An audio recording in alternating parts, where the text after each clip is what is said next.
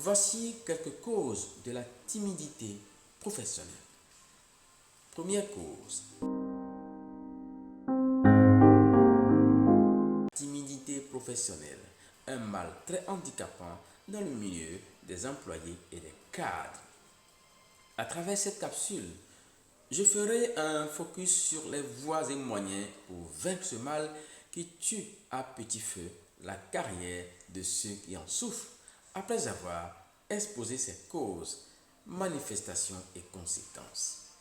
Commençons tout de suite par la situation que vit Jean, un employé talentueux qui a du mal à s'éclore dans le milieu professionnel. Au cours des réunions d'équipe, Jean brille par son silence, sa passivité. Assis au fond de la salle, il évite tout contact visuel avec ses collègues.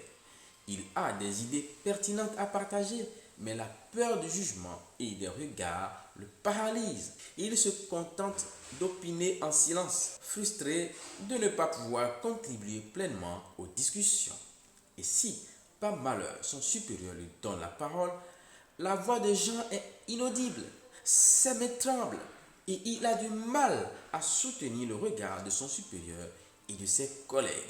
Il se sent jugé et incompétent malgré ses compétences techniques indéniables. Jean souffre d'un mal, la timidité professionnelle. Souvent associée à un manque d'assurance et à une peur du jugement des autres, la timidité professionnelle peut constituer un frein important à l'épanouissement au travail. Elle peut se manifester de diverses manières et engendrer des conséquences négatives sur la carrière et le bien-être des individus. Voici quelques causes de la timidité professionnelle. Première cause, la personnalité et la prédisposition. Certains individus sont naturellement plus introvertis et réservés que d'autres et sont donc prédisposés à la timidité professionnelle. 2. Les expériences passées. Des expériences négatives vécues dans le milieu professionnel ou scolaire peuvent accentuer la timidité professionnelle. 3. Le manque de confiance en soi. Douter de ses compétences ou de ses capacités peut nourrir la peur de s'exprimer et de se mettre en avant. 4. La crainte du jugement. La peur d'être évalué négativement par les collègues ou supérieurs peut paralyser la prise de parole et l'affirmation de soi. 5. Le perfectionnisme. La peur de ne pas être à la hauteur ou de faire des erreurs peut conduire à l'évitement et à la passivité. Véritable frein professionnel, la timidité en milieu de travail peut se manifester par divers comportements. Par exemple, la difficulté à prendre la parole en public, le manque d'affirmation de soi, l'isolement social, les couacs dans la communication non verbale, le stress et l'anxiété, etc. Et tout ceci n'est pas sans conséquences. En voici quelques-unes. Les limites à l'évolution professionnelle. La difficulté à s'exprimer et à s'affirmer peut freiner l'accès à des promotions, des responsabilités accrues ou des opportunités de carrière. Mauvaise communication.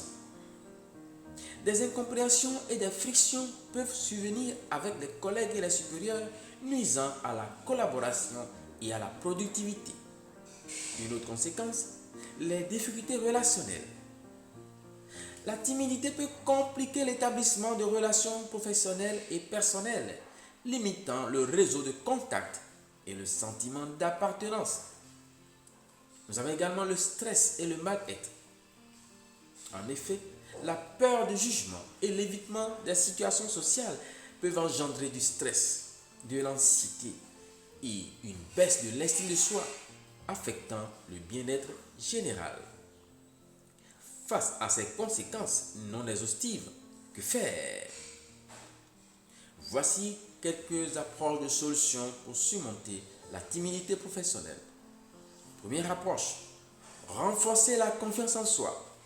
Pour ce faire, vous devez vous focaliser sur vos forces, vos réalisations et vos qualités pour développer une meilleure image de vous-même. 2. Sortir de votre zone de confort. Vous devez vous fixer des objectifs progressifs et vous exposer graduellement à des situations redoutées afin de défier vos peurs et de gagner en assurance. Il faut apprendre à vous mettre en danger, ne serait-ce qu'en exprimant un point de vue, même s'il ne va pas dans le sens de vos interlocuteurs. Cela est d'autant plus important dans le milieu professionnel où vous jouez votre réputation et peut-être votre avenir. Rester dans sa coquille, se complaire dans son attitude statique et passive ne font que vous maintenir sur place. 3. Apprendre à communiquer. Apprendre les techniques de communication assertive permet de s'exprimer clairement, de défendre son point de vue et de fixer des limites. 4. Préparez vos interventions en public. Préparez soigneusement vos interventions et les pratiquer en amont vous permettra de réduire l'anxiété et de vous sentir plus à l'aise. 5. Effectuez des exercices de relaxation. La pratique de la respiration profonde, de la méditation ou du yoga pour certains peut vous aider à gérer le stress et l'anxiété liés aux situations sociales déprimantes. 6. Recherchez le soutien social. Entourez-vous de personnes positives et encourageantes qui pourront vous soutenir dans vos efforts pour vaincre votre timidité professionnelle. 7. Recherchez de l'aide. Puisque la timidité est très handicapante et limite fortement votre vie professionnelle et personnelle, je vous recommande de consulter un psychologue ou un coach si vous n'arrivez pas à guérir de ce mal. Fin de ce module. En attendant de vous retrouver la semaine prochaine pour une autre capsule, méditez cette affirmation de Georges-Jacques Danton, que je cite. Pour vaincre, il nous faut de l'audace. Encore de l'audace. Toujours de l'audace.